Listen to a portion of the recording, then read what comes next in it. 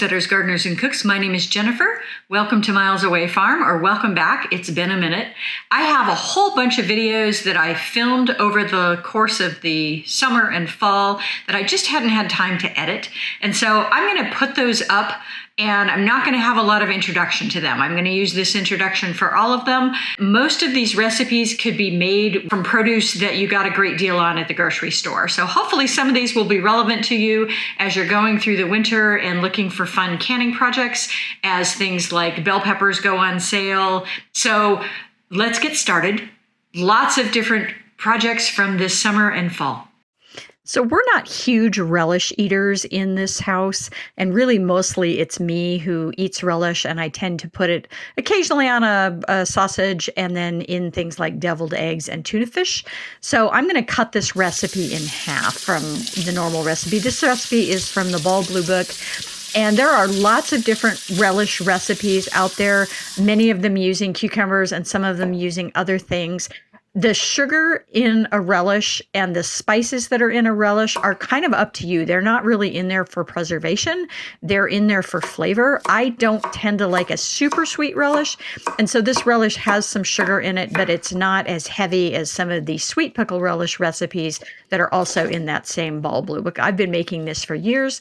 And this was the very last of the cucumbers from the garden this year we were just about ready to get a freeze. And so these are slightly undersized. The nice thing about a pickle relish is you can use any cucumber. It doesn't have to be a pickling cucumber. These are a Japanese variety of slicing cucumbers that I really, really like because they never get bitter. And so that's what I'm using. And the original recipe called for 2 quarts, and a pint is a pound, and there are 2 pints in a quart. And so that would have been 4 pounds approximately. And I'm cutting this recipe in half. So I'm measuring out here the equivalent of about 2 pounds of pickles. And I'm doing a little fast math here. These recipes have a lot of built-in safety in them, and they are by volume instead of by weight. I really prefer to work by weight because I can get a lot more consistent results that way. And so I'm ending up with 2 pounds of cucumbers, 4 ounces of onion, which is about a half a cup, and 2 cups of chopped bell peppers. This is a sweet bell pepper called Carmen that is a different shape. It's a bull-nosed pepper instead of a standard bell pepper, but they are very sweet and lovely. And this one I did actually just measure in volume instead of by weight, but around 16 ounces, but 2 full cups of chopped peppers. It called for green and red. I'm just using a mix here of different colors.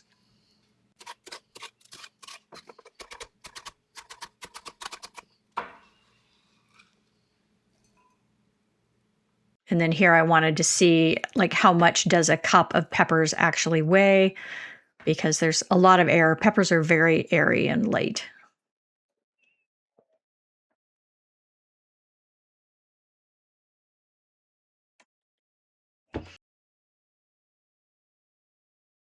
So there are all of my chopped veg ready to go into this. And I'm going to use the food processor to chop everything really finely.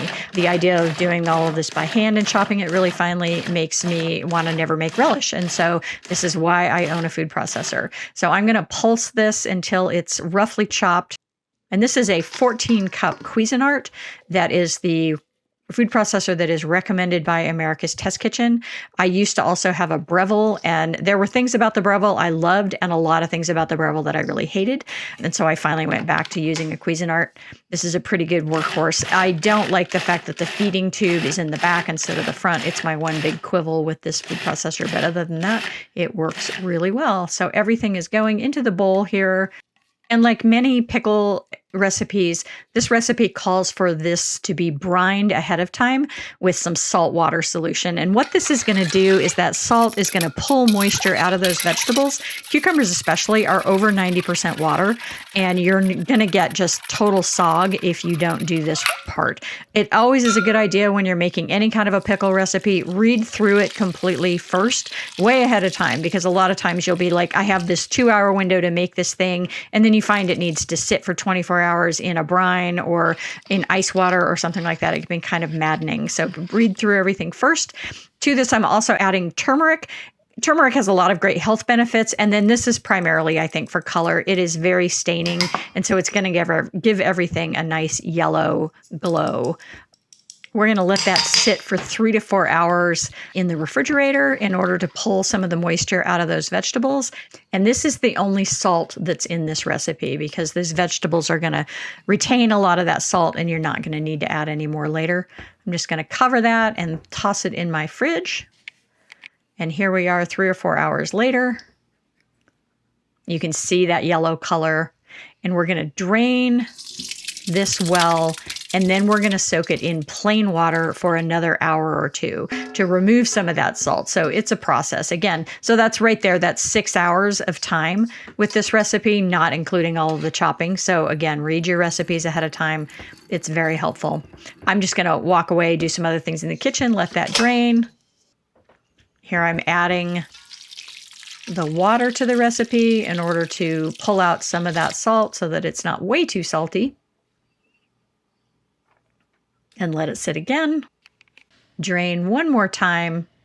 And now we're ready to start cooking. The kind of peppers you use in this kind of a recipe are interchangeable as long as you maintain the same volume or weight. And the kind of onions that you use in this kind of recipe are also interchangeable as long as you maintain the same volume or weight. So you can change out based on what you have on hand and make a spicy relish if you want. The spices that go into this are mustard, allspice, and clove, and I happen to have a really big tea strainer. I find this is really handy, and then a stick of cinnamon. A lot of times these recipes will have you make a little cheesecloth bag for that stuff.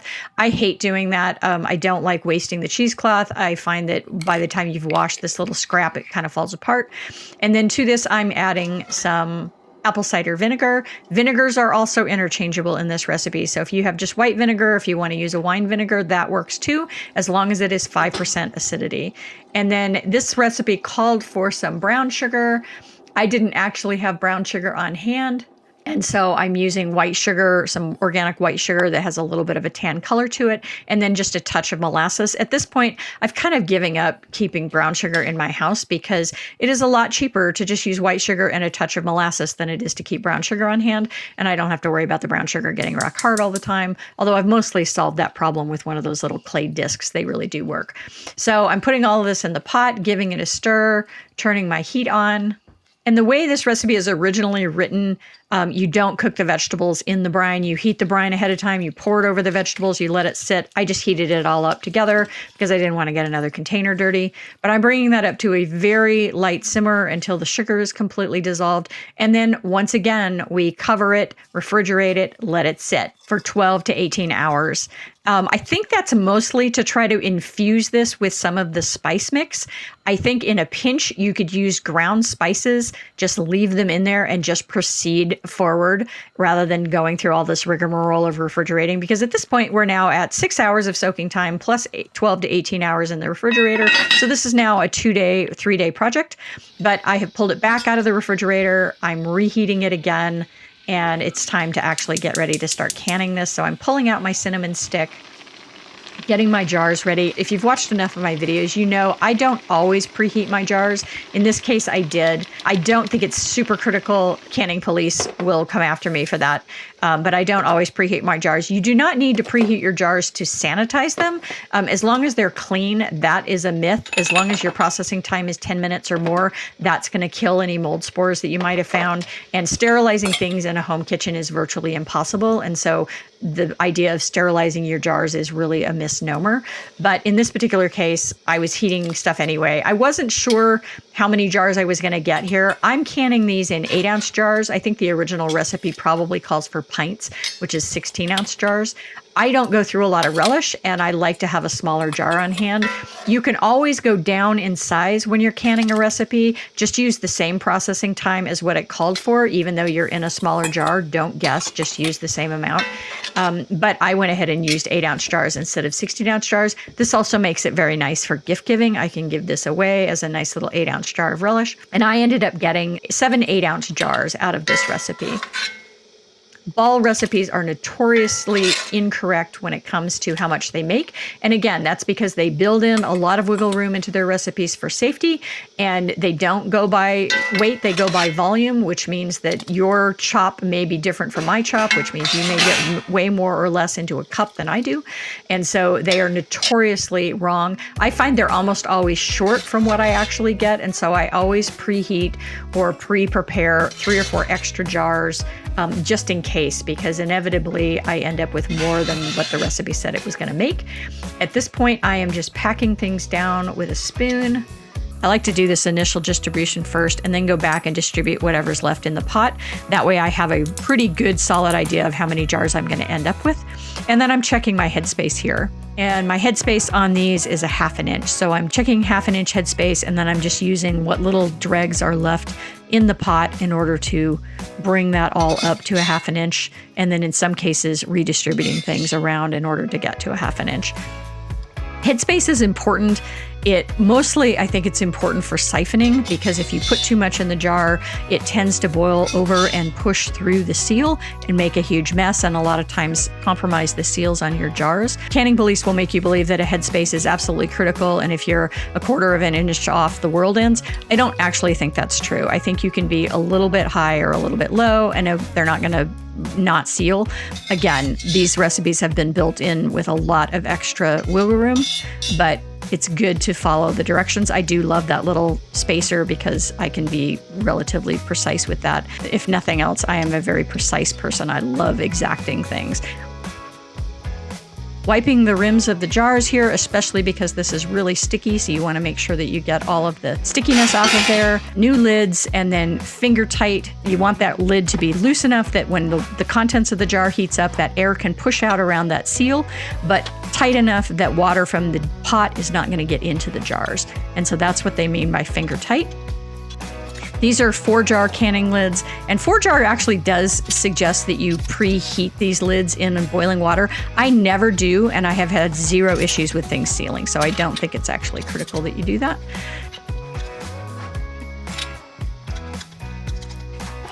And then here's my canning pot. I want 1 inch of water over the jars. I'm going to bring that to a full rolling boil and process for a total of 10 minutes. And then once that timing is done, I'm going to turn the water off, take the lid off, and let them sit for 5 minutes before I take them out of the pot. This just helps ensure that the seal seals. It's not absolutely necessary, and old canning books will not tell you to do this, but all the newer ones do.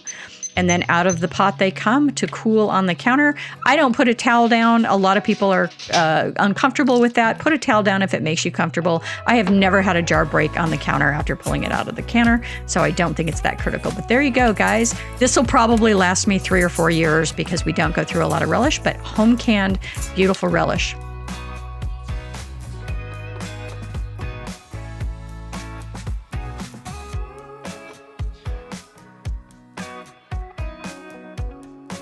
Thanks for watching, Tribe. If you like this kind of content, give me a thumbs up, subscribe, leave me a comment or share. I have new content coming out whenever I have time.